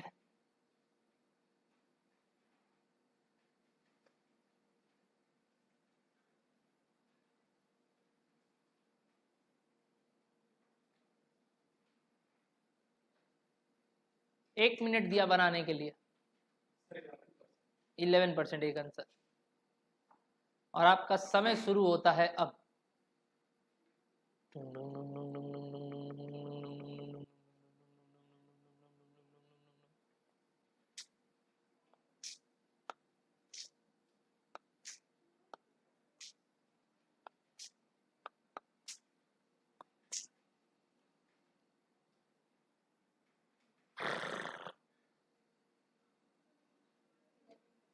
इलेवन देखते, 11, 3 जन का 11 दिखा कॉपी।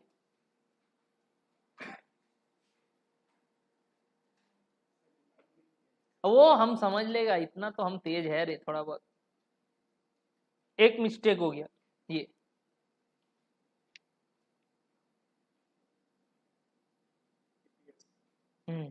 ये क्योंकि कुछ बोला हुआ नहीं।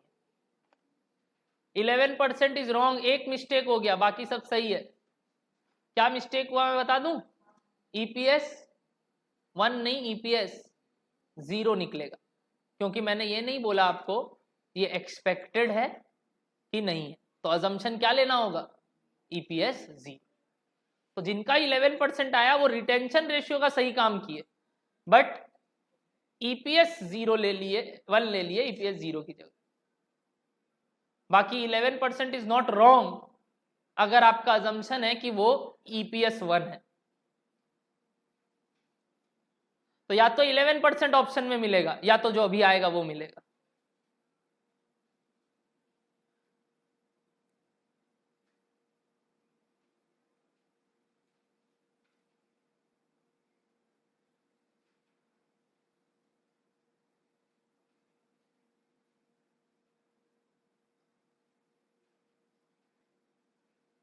थोड़ा तो मेहनत करना होगा, ऐसे चलने से नहीं चलेगा, नहीं चलेगा, नहीं चलेगा, नहीं चलेगा, नहीं चलेगा। 11.28 या तो ये मिलेगा ऑप्शन में या 11 मिलेगा। 11.28 इज द करेक्ट आंसर। आया? अरे आप जो 11 निकाले उसमें एक मिस्टेक है, बता तो दिया, बाकी आपका थिंकिंग एकदम सही है तीनों जन का 11 लाने का, कि रिटेंशन रेशियो को कैसे यूज करना है। रिटेंशन रेशियो का मीनिंग सोच। आ गया? क्या आया? अच्छा वो ठीक है, आया? 11 तक पहुंच पा रहे हो? 11 तक भी पहुंच जाओगे तो मतलब थिंकिंग सही अप्लाई की हो। अच्छा क्या मतलब हुआ रिटेंशन का? Very good, retention. रिटेंशन मतलब घर पे कितना रख लिए। अगर 40% रिटेन किए यानी 60% पे आउट किए। समझ में आया?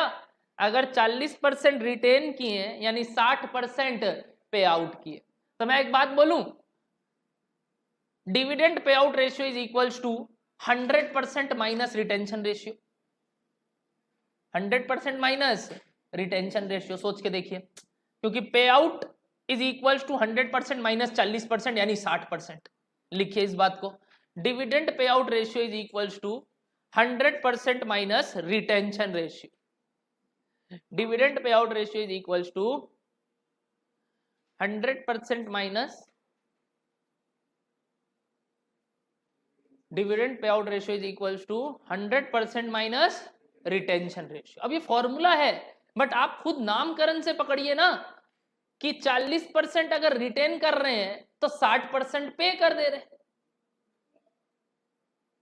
तो बताइए कितना आया पे आउट रेशियो? 60। और ईपीएस कितना था? ईपीएस कोई बता सकता है? ईपीएस 10। बट उसमें मैं बताया नहीं कौन सा ईपीएस, तो लिखेंगे अज्यूमिंग इट एज ईपीएस 0। तो ईपीएस 0 कितना आया बता दोगे? 10 रुपया। अजम्पशन भैया, हम अजम्पशन लिए ईपीएस 1। देखो हम बार बार बोल रहे हैं अजम्पशन का बात है तो ऑप्शन में जो मिले वो टिक करके आना, दो में से एक ही मिलेगा। बट ज्यादातर जब कुछ नहीं बोलते हैं तो करंट वाला पकड़ते हैं, यानी 0 पकड़ते हैं। क्या ईपीएस 0.10 आया? बोलिए। ठीक है, ईपीएस 0.10 मिल गया, तो डी 0 कैसे निकलेगा? 10 रुपए का 60%। भैया आप 40 दिए थे, अरे तो 40 तो रिटेन किए थे, यानी 60 पे आउट कर दिए। ये क्या किए? साइड में हाथ बनाए, ध्यान रखना। डन। बताइए कितना आया? 6 रुपया। बट ये डी 0 है, तो डी 1 कैसे निकलेगा? 6 रुपए का 1.07। 7% बोला था ना ग्रोथ, कितना हो गया बताइए? 6.42। 6.42। D1 समझ में आया? D1 तो फटाफट बताइए, ई के ई कितना हो गया? 6.42 बाई P0 150 प्लस 0.07 कितना आया? 10.28 11.28 11.28।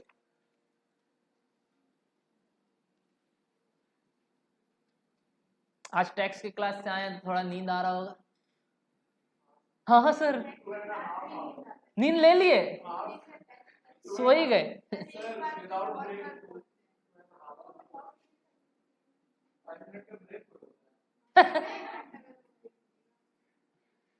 ठीक है, कोई बात नहीं, हम अच्छा आदमी, हम जल्दी छोड़ता। 11.28 बोलिए यहां तक ठीक है? बोलिए यहां तक क्लियर हुआ क्या? Very good. अभी तक जितना पढ़े उसको 2-3 मिनट में रिवाइज करो, क्योंकि अगला टॉपिक सीखेंगे हाउ टू कैलकुलेट जी, और फिर छुट्टी पक्का 10-15 मिनट और। चलो, बट 2-3 मिनट रिवाइज करो, 2-3 मिनट रिलैक्स करो, फोन वोन मचकाओ, गुड नून बोल दो जिसको बोलना है, बाकी अपने चालू करते हैं।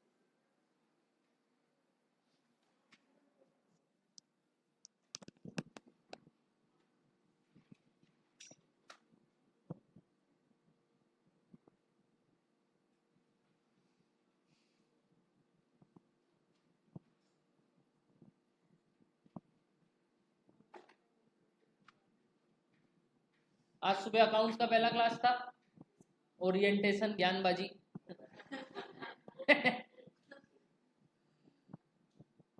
ऐसे पढ़ना है वैसे पढ़ना है अलाना फलाना, जैसे पढ़ लेंगे।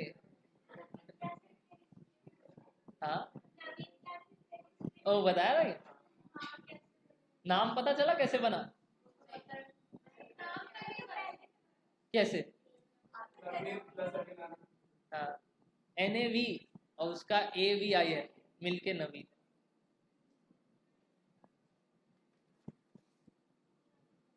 And Naveen means also new, तो इस वजह से। अविनाश का मतलब समझ में आता है? मीनिंग नाम का वही वही, कोई डिस्ट्रॉय नहीं कर सकता, अविनाश, इसका कोई विनाश नहीं है, मार ही नहीं सकता इसको कोई, अमर। हम लोग बहुत ट्राई करते हैं मारने को, नहीं मरता है। जिस दिन इसका CS एग्जीक्यूटिव में रैंक 1 आया था ना, इसको हम लोग घर बुलाया। जब मार्क्स आया तो पता नहीं चला हम लोग को कि क्या रैंक होता है, क्योंकि पहला न्यू सिलेबस का पहला बार एग्जाम दिया था, कोई न्यू सिलेबस आया था उस समय और ये पहला एग्जाम ये दिया था। तो वी डिडंट न्यू कि क्या रैंकिंग होता है, क्या प्रोसेस होता है। But one person was there, Vedant Bagdi बोल के, वो पहले पास किया हुआ था CS एग्जीक्यूटिव का ओल्ड सिलेबस में। तो वो बोला भाई इतना मार्क्स में तो रैंक है, अब कितना रैंक है नहीं पता, रैंक है। जिस समय रैंक का लिस्ट आया, हम लोग उल्टा देखना चालू करे, एज पर आर प्रेडिक्शन सब लोग उल्टा ही देखते हैं, 25 से चालू करते हैं। तो 25 से देखना चालू किए, नहीं मिला, थोड़ा खुशी हुआ, 20 में नहीं मिला, 15 में नहीं मिला, दुखी होने चालू हो गए, अल्लाह रैंक ही नहीं है। तो 15 गया, 10 आए तब तो उम्मीद छोड़ दिए, 5 आए खत्म। जैसे देखे तो पहला नंबर पे नाम बैठा है अगला का, बोले घर आ, घर आ फटाफट। उसको अपने घर बुलाया और हम लोग 7 दोस्त लोग थे बेस्ट, हम लोग सातों मिले। एक जन was not in the town तो वो आ नहीं पाया, बाकी 6 जन थे हम लोग। हम लोग उसको सुलाए पहले गद्दा में मजे से, उसके बाद निकाले अपना अपना बेल्ट, लिटरली उसको बेल्ट से मारे हैं हम लोग, मजाक नहीं कर रहे। ये उसका गिफ्ट था हम लोग की तरफ से कि रैंक 1 मजाक है, सीधा निकाले बेल्ट, चपाट चट चटा चट मारना चालू, पूरा पीठ लाल कर दिए उसका, पूरा पीठ लाल कर दिए। बट अगला रोया नहीं, बोला भाई खुशी है हमको, मार ले आज जितना मार। बहुत ये सब नहीं बताया होगा बेटा कि मार खाए में हम बहुत बहुत मार खाया था, ये सब काम करेगा तो मार ही खाएगा। फिर हम लोग सब टीचर के पास गए, ये वो सर रैंक आया है लीजिए, हम लोग भी साथ में हो लिए, जबकि हम तो CS दिया भी नहीं, सबसे पार्टी लिया जा जाके। हर टीचर के पास गए और बोले सर इसका रैंक आया, रैंक 1 आया, पार्टी दीजिए। सब टीचर लोग, इवन इंक्लूडिंग हम लोग 6 का 6 को पार्टी दिया है। बारबेक्यू लेके गया था एक टीचर, और एक टीचर लेके गया था हम लोग को गोविंदास, ये दोनों जगह हम लोग गया, जबकि हम लोग का कुछ नहीं था। तुम लोग भी चलो ना, हाँ होली है हम लोग। बड़ा मजा आया था उस समय कि अलग ही पहला रैंक था उसका जीवन का, तो एक अलग, और वो भी सीधा रैंक 1, तो बहुत ही इंटरेस्टिंग था हम लोग के लिए। इंटर में आया नहीं था, बट वही बात हो गया था, उस समय थोड़ा सा प्रॉब्लम हुआ उसको। बट जैसे ही एग्जीक्यूटिव दिया, वो ठान लिया था कि कुछ भी हो जाए इस बार हम रैंक नहीं छोड़ेंगे। तो उस मेहनत से ही पढ़ाई चालू किया था कि हमको लाना है, और क्या लाना है उसको ये नहीं पता था, बट लाना। तब जिस साल उसका रैंक 1 आया, उस दिन से तो वो प्रण ले लिया कि CA में भी रैंक 1 लाएंगे। बस रैंक 3 आया बस, but he was all eastern region first, India में थर्ड था, क्योंकि पहला दोनों साउथ इंडियन था, एक पौंडीचेरी से और एक ये आपका क्या बोलते तिरुपति से। तो उस वजह से वो थर्ड आया, बट उसका लेवल मैच करना बहुत मुश्किल था, और वही फाइनल में ही वॉज CS फाइनल में मालूम है रैंक 5। तो एक अलग लेवल ऑफ अरोमा सेट कर दिया था ये आदमी की, गजब। रुको आप लोग को बताते हैं। साथ अच्छा है, बस चल रहा है, बाकी हम तो फर्जी आदमी। नहीं, वेरी इंटरेस्टिंग। आप लोग भी रैंक लाइए, हम लोग मारेंगे। फाउंडेशन में आ जाता है, इंटर में लाने में थोड़ा डिफिकल्टी होता है। इंटर में रैंकर लोग को भी थोड़ा प्रॉब्लम होता है, एक बार में दोनों ग्रुप निकालने में, दोनों ग्रुप निकालने में, रैंक लाने में तो दूर का बात है। जैसे इस पिछले टू पिछले टर्म की एक स्टूडेंट है रितिका केडिया, उनका रैंक आया था, डोंट रिमेम्बर एग्जैक्टली, बट शायद 8th या 10th थी एग्जीक्यूटिव पे। और उसके बाद एग्जीक्यूटिव सॉरी फाउंडेशन में, इंटर लेवल पे 3 सब्जेक्ट में .40 आया, पास हो गई एक बार में, किंतु रैंक तो दूर दूर का तो नहीं था, .पास मार्क्स आया था उसका। मतलब इतना मेहनत की तो बोली हम पास हुए भैया। तो रैंक के लिए तो क्या करना होता है पता नहीं, मुझे यही बोली क्या करना होगा पता नहीं। और इस बार जो रैंकर था तुम लोग के टर्म वाला, क्या नाम है, यश सोनी, वो तो सीए करने लग गया। तो हम ही बोला तुम सीए में घुस जा, तो बोला भैया सीए करेंगे। एलएलबी भी कर रहा है यश सोनी, 16th था ना उसका, हाँ, तो वो अब सीए में अभी फाउंडेशन का क्लास कर रहा है। बोला भैया सीए कर लेंगे, सीएस में हमको डर लग रहा है, तो वो सीए, बट डरने का कोई ऐसा बात नहीं है, हम बेकार का सांत्वना दे रहा है आप लोग को। आपको ये समझना है कि थोड़ा स्ट्रगल है अपने लिए, क्योंकि पेपर पैटर्न कैसा आएगा पता नहीं। दूसरा, अपने थोड़े से स्लो अभी दिख रहा है आप लोग को भी कि हम लोग ये कैलकुलेशन करने में क्यों धीरे पड़ रहे हैं, जबकि आपके भी यही चीज है जो सीए के है, जो सीएमए के। आपको थोड़ा गियर अप होना होगा, इस वजह से मैं अलग बैच लेता हूँ ताकि आपको डरे नहीं कि हम उनके सामने क्या हो रहा है हम लोग के साथ। तो ऐसा क्यों है, अपने अलग है वो अलग है, सबके पास तो दिमाग एक ही है और बाकी जगह तो सब एक जगह ही पढ़ाया जाता है, ऐसा नहीं होता। अपने को थोड़ा स्ट्रैटेजी चेंज करना पड़ता है। आज अगर आपका भी रिटर्न पेपर होता ना, हम आपको साथ में पढ़ाता, क्योंकि फिर कोई चेंज नहीं है दोनों में, आपको भी वही पढ़ना है जो उनको पढ़ना है, तब किस बात का डिस्टिंग्विश। बट आपका एमसीक्यू पैटर्न है और उनका रिटर्न पैटर्न है, तो let us divide this sector. देखो पढ़ाई करो, हो जाएगा, बट डे 1 जो मैं आपको बोला था, 1 डे नहीं, डे 1 से स्टार्ट करना होगा पढ़ाई। देखे थे ना वीडियो में? हाँ बोल तो रही है, ये देखी नहीं है मुझे लग रहा है। बोली थोड़ा थोड़ा दोनों देखें। ठीक है, आज देख लेंगे, उसमें क्या है। चलो स्टार्ट करते हैं। Last topic for the day, how to calculate growth rate. How to calculate growth rate. Point number मत देना इसका, 6 ही चल रहा है। How to calculate growth rate 6 के अंदर ही चल रहा है। कॉस्ट ऑफ इक्विटी के अंदर का सेगमेंट्स पढ़ रहे हैं छोटा छोटा, कि ये जी कैसे निकलता है। ठीक है, चलो अगली बार से कोई पूछे जी माने ग्रोथ रेट, जीनियस बन। आओ यहां ध्यान देना, क्या बना है टी फॉर्मेट, मतलब आपके दिमाग में बैलेंस शीट आना चाहिए एक बार के लिए। जो पैसा ट्रांसफर हो जाता है वो कहां दिखता है? रिजर्व एंड सरप्लस में। कहां से ट्रांसफर कर रहे हैं हम? बोलिए, पीएल से। आफेस का कुछ हिस्सा डिविडेंड के तौर पे चला गया और कुछ हिस्सा रिटेन अर्निंग के तौर से बैठा है कहां? रिजर्व। क्या ये डिविडेंड के कारण जो रिटर्न चाहिए था वो D1/P0 में आ गया? D1/P0 क्या है? डिविडेंड के कारण जो रिटर्न चाहिए। तो ये जी क्या है जो आपको बोला? रिटेन्ड अर्निंग के कारण जो अप्रिसिएशन मिल रहा है। क्योंकि आज रिलायंस कंपनी हमको पैसा देने की बजाय क्या कर ले रहा है? खुद रख ले रहा है, और खुद रख के क्या कर रहा है बताओ ना? थोड़ी उड़ा रहा है कहीं, क्या कर रहा है उसका? अरे इन्वेस्ट कर रहा है, लाइक बिजनेस प्लान्स लाइक जियो फाइबर, ये सब आ रहा है कि नहीं? तो वो कहां से, किसका पैसा है? वो आप ही का तो है जो शेयर्स खरीद के रखें। यानी मेरा पैसा हमको देने के बजाय खुद रख के उससे आगे धंधा कर रहा है। तो आप भी क्या चाहेंगे? उस धंधे का प्रॉफिट हमको दे। वही तो आपका हर साल का क्या है? ग्रोथ है। कि यार आज वो कंपनी हमसे रखा 10 लाख, बट सामने 10 लाख का क्या कर दिया उसको? इन्वेस्ट। और हर साल उस 10 लाख पे वो क्या कमा रहा है? प्रॉफिट। तो वो भी मेरा, ये तो मेरा है ही, जो इस पे प्रॉफिट कमा रहा है वो भी मेरा, क्योंकि वो तो मेरे ही पैसे हैं। तो इस पे जो प्रॉफिट कमाया जाता है उसको बुलाते हैं ROI। याद है पहले क्लास में बोला था, what do you mean bye ROI? Return on investment. Return on. तो 10 लाख पे सपोज 10% कमा रहे हैं, तो कितना रुपया और कमाए?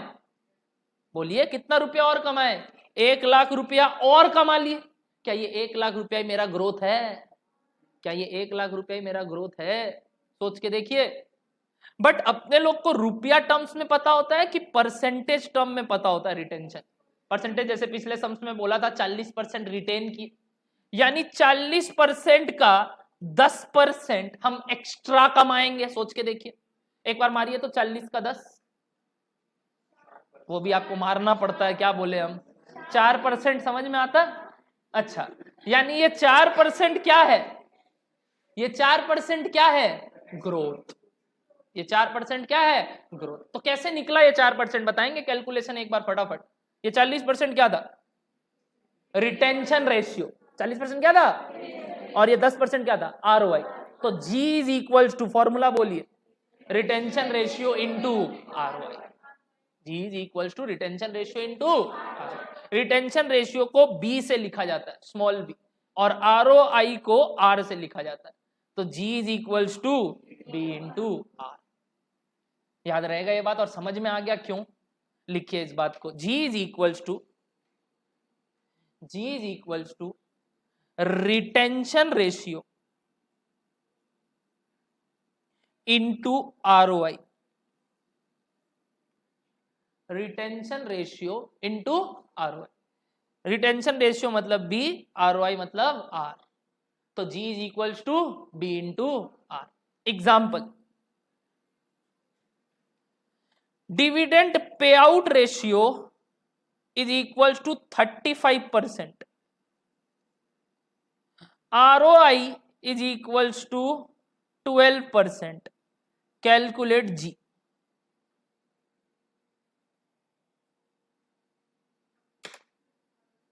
Dividend payout ratio is equals to 35%. ROI is equals to 12%. Calculate G. अभी बताया फॉर्मूला, ट्राई करो।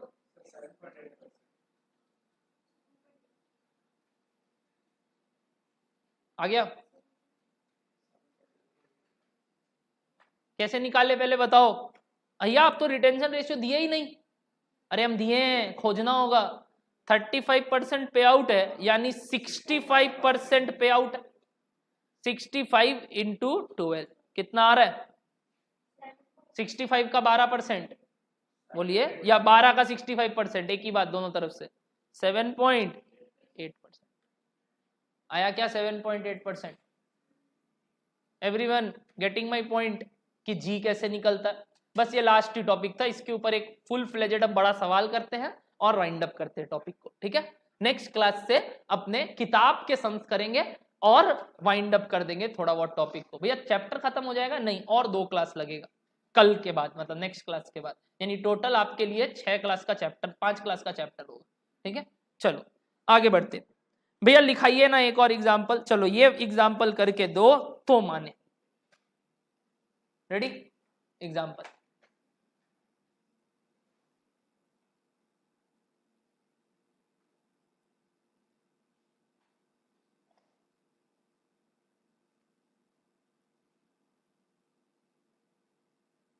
expected office is equals to rupees 10 lakhs,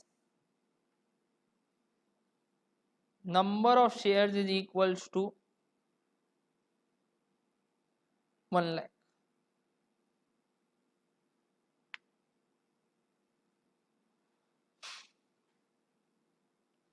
dividend payout ratio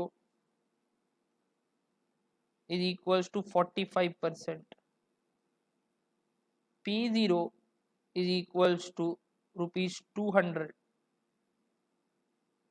ROI is equals to 14%. Calculate K.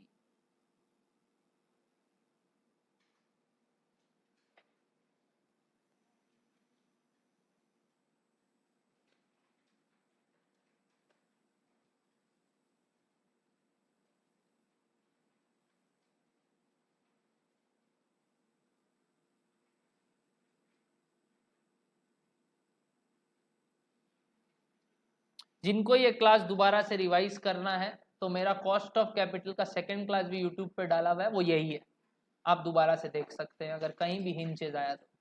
और उसमें और सवाल मिलेंगे जो आपके हटके होंगे, तो वो कर लीजिएगा, क्योंकि अभी हम मन से बना रहे हैं, उस दिन भी हम मन से बनाया था।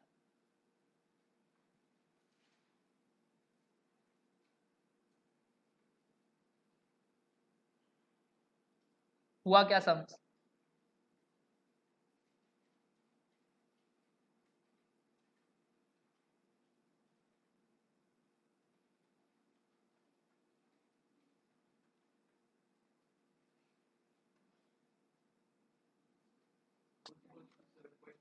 ग्रोथ 7.7 है बट अपने को के ही निकालना है 9.95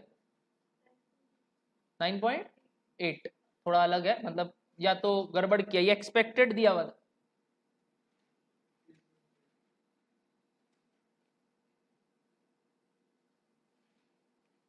पहले बताओ EPS 1 कितना आया, तो D1 कितना आया 4.5 45%।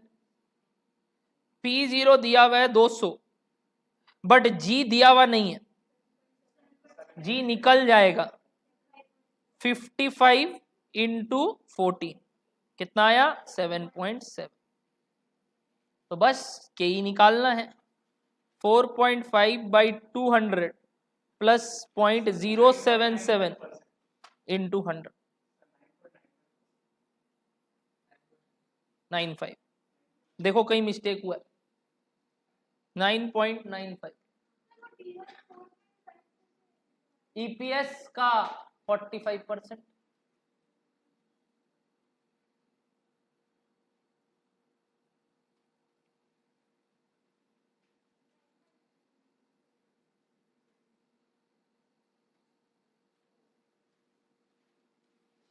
बोल दो हो रहा है क्या,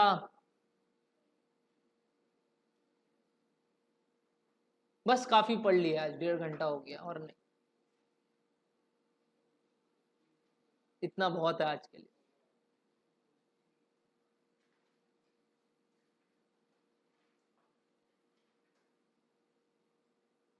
तो आज आपके हाल पे छोड़ दे इधर, ओके छुट्टी 9.95 निकाल के छुट्टी, नो होमवर्क्स। कब मिल रहे हैं, मंडे 2 बजे।